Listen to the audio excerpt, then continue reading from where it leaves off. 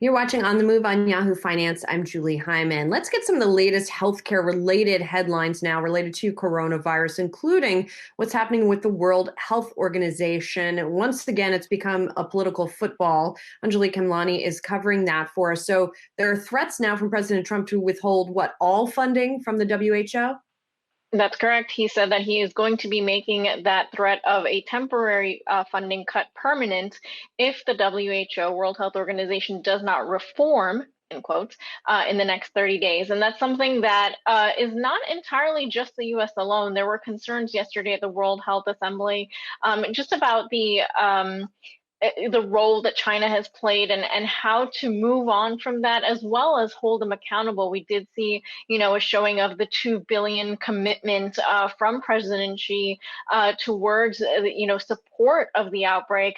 But that really is not as much as necessary. And the World Health Organization has been struggling. As we know, the U.S. is one of the largest, or the largest rather, contributor to the World Health Organization. So it is going to be a concern.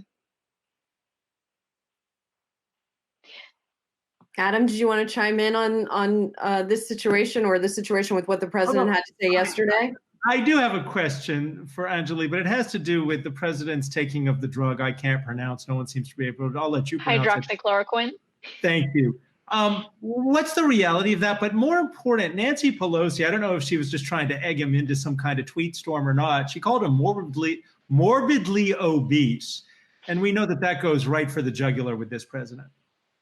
Yeah, I mean, there was a lot that came out as a result of yesterday's, comments. It was a surprise to hear that the president is in fact taking this drug. We've heard repeatedly about how unsafe it is, about, what the possible concerns are. Yes, it has been safe to use for some off-label uses like for lupus and for rheumatoid arthritis.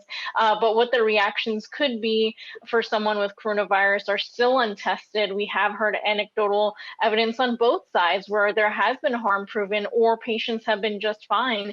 So there's a lot of questions about what, in fact, the president is taking and whether or not he is, in fact, taking. There have been some rumblings just, lightly pushed out there that he could be being given a placebo instead of the actual drug.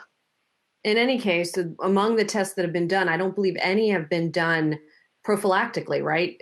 Someone taking hydroxy in order to try to prevent catching coronavirus. And it's my understanding that if it does work, it's because it harnesses the body's immune system, which, as we know, in some of these cases of COVID-19, they create, what is it called? The cytokine storm, where your own immune system sort of attacks you. But that doesn't happen in all cases. So there's a lot of sort of complex medicine and science at work here.